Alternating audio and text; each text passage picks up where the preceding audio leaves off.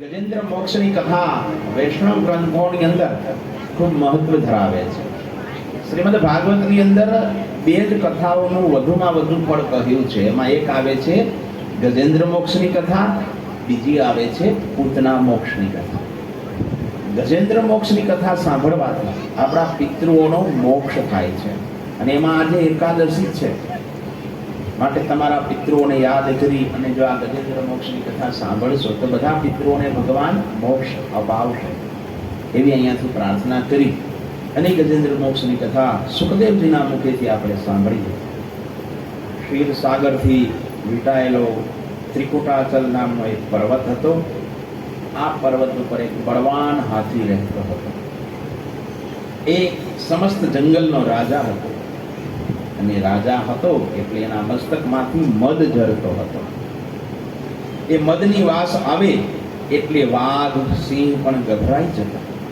તે અનેક હાથણીઓનો ધણી હતો. એક દિવસ ઉનાળાનો બહુ ઉકળાટ હતો અને ઉકળાટમાં હાથી અને એનો પરિવાર ક્યાંય શાંતિથી રહી શકતા નથી. એટલી ગરમી થતી હોય છે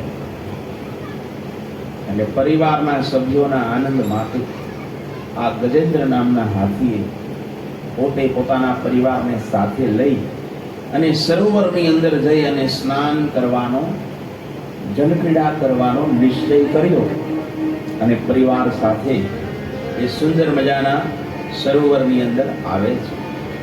એ સરોવરની અંદર આવી અને જલક્રીડા કરવા લાગે છે.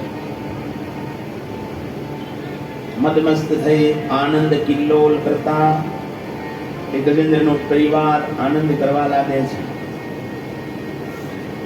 પણ આનંદની ક્ષણ ક્યારે વિષાદમાં પલટાઈ જાય એ કોઈ જાણી શકે નહીં.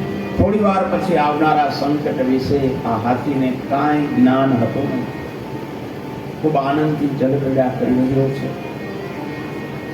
બરોબર એ સમયે સરોવરની અંદર રહેલ એક મગરે આ હાથીનો પગ પકડી લીધો.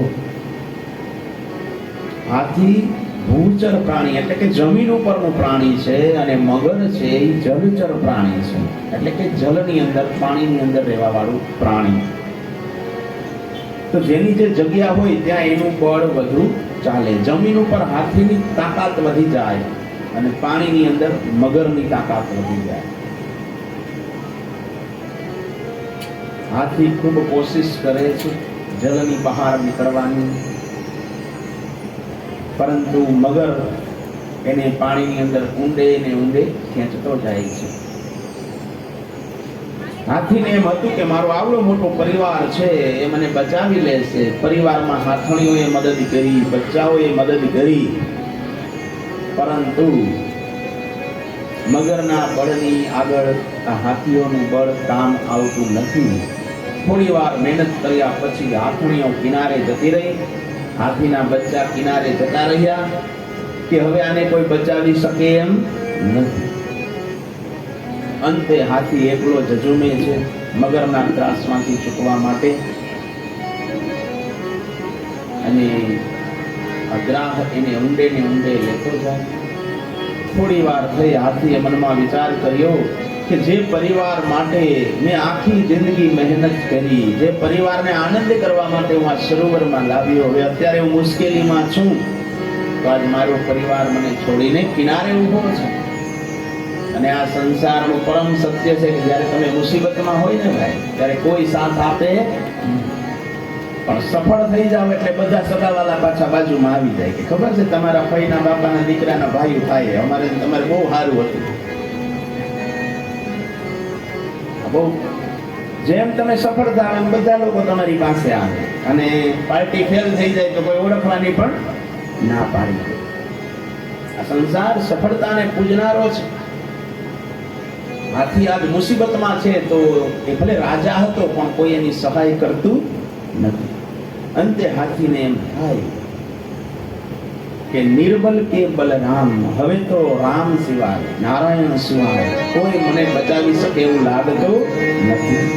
અને આજે આ ગજેન્દ્ર છે ને આજુબાજુ નજર કરે છે તો કમળનું ફૂલ ત્યાં સરોવરમાં હતું એ લઈ અને સાચા હૃદયથી પ્રાર્થના કરી અને પરમાત્મા નારાયણને અર્પણ કરે છે કે પ્રભુ મારી પાસે બીજું કશું જ નથી, માત્ર એક આ કમળનું ફૂલ છે અને મારા હૃદયનો ભાવ છે એ તમને અર્પણ કરું છું. અને પરમાત્મા નારાયણના ચરણોમાં અર્પણ કર્યું ત્યારે ભગવાન નારાયણ છે ને લક્ષ્મીજી સાથે વૈકુંઠની અંદર બેઠેલા હતા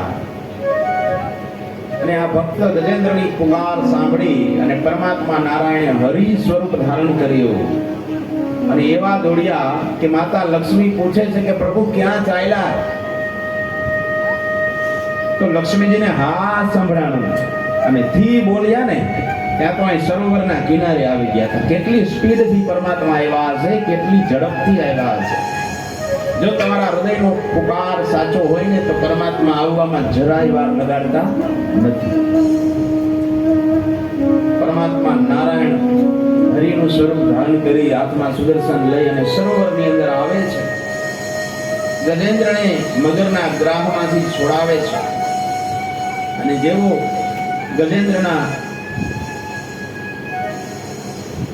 છુટકારો થાય છે, ગજેન્દ્ર ભગવાનની સ્તુતિ કરે છે.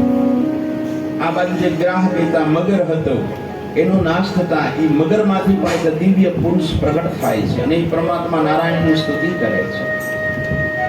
હવે આ બંને હતા ને પૂર્વજન્મમાં શું હતા એ બતાવ્યું છે કે પૂર્વજન્મમાં ગજેન્દ્ર ઇન્દ્રદ્યુમ્ન નામનો રાજા હતો. એ રાજા ધ્યાનમાં બેઠો હતો. તેવા સમયે અગસ્ત્ય મુનિ આવ્યા. રાજાએ ઊભા થઈ તેનું સ્વાગત કર્યું નહીં એટલે અગસ્ત્ય મુનિને લાગ્યું કે આ રાજાએ મારું અપમાન કર્યું છે એમ કહી અને અગસ્ત્ય મુનિએ એને કહ્યું કે તું જળની જેમ બેઠો રહ્યો છે, મારો સત્કાર કરતો નથી, માટે હાથી થા, એવો શ્રાપ આપ્યો. તેથી રાજા બીજા જન્મમાં ગજેન્દ્ર એટલે હાથી બને છે. આમ ભગવાને ગજેન્દ્રની મુક્તિ કરી અને ગજેન્દ્રને મોક્ષ અપાવ્યો. અને ગજેન્દ્ર મોક્ષની કથા સાંભળવાથી આપણને સારૂપ્ય મુક્તિ પ્રાપ્ત થાય છે અને આપણા બધા મિત્રોને પણ સારૂપ્ય મુક્તિ મળે એવા ભાવ સાથે આ ગજેન્દ્ર મોક્ષની જે કથા છે એ પરમાત્મા કૃષ્ણના ચરણની અંદર આપણે અર્પણ કરીએ. બોલો હરિનારાયણ ભગવાન કી